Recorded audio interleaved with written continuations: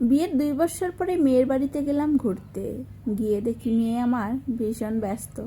এটা কাজ নয়তো ওটা কাজ লেগেই আছে। জিজ্ঞেস করলাম, কিরে মা, তুই দেখি সব কাজ করিস, তোকে কেউ সাহায্য করে না? আরে বাবা, এইটুকু কাজ আবার কে সাহায্য করবে? ও বাবা, তুমি একটু অপেক্ষা করো, খাবার নিয়ে আসতেছি আমি। আরে পাগলি, খাবো একটু দেরি করে, কিন্তু তার আগে আমার কিছু কথা শোন। বলো বাবা। এই দেখ, তোর পছন্দের নূপুর, লিপস্টিক, হাতের চুড়ি, আলতা, মেকআপ বক্স এবং মেহেদি নিয়ে এসেছি। চুড়ি, আলতা, মেকআপ বক্স এবং মেহেদি নিয়ে এসেছি। আরে এই এগুলা আনতে গিয়েছো কেন? এইসব পড়ার টাইম আছে বলো? তোর তো অনেক পছন্দের সব।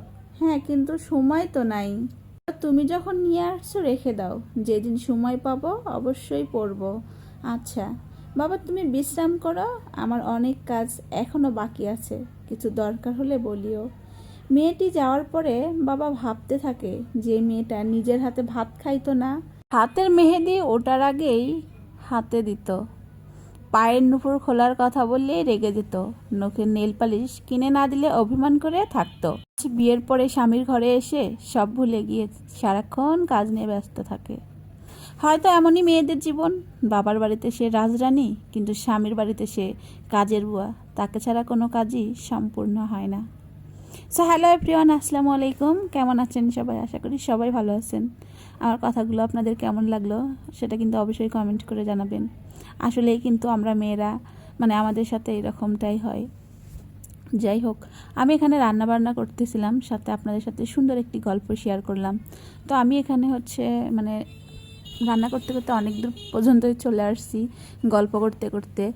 তো এখানে হচ্ছে আমি পুরো কচু দিয়ে হচ্ছে মাছ রান্না করব। তো মাছটা কিন্তু ভেজেই নিয়েছিলাম আগে, আর হচ্ছে এখন কচুটা ভালো করে কষিয়ে নেব। তো আমার কাছে এই কচু দিয়ে হচ্ছে মাছ রান্না করলে কিন্তু অনেক মজা লাগে। তো আমি কিন্তু এটা কচু বলতেছি, আসলে এটা কিন্তু হচ্ছে কচু বলে, অনেকে আবার হচ্ছে মুখী বলে। যাই হোক, আমি কচুই বললাম। তো আমি হচ্ছে মানে আমার হচ্ছে অনেকটা মানে কষানো সুন্দর হয়ে গেছে, এখন ঝোলটা দিয়ে দিলাম।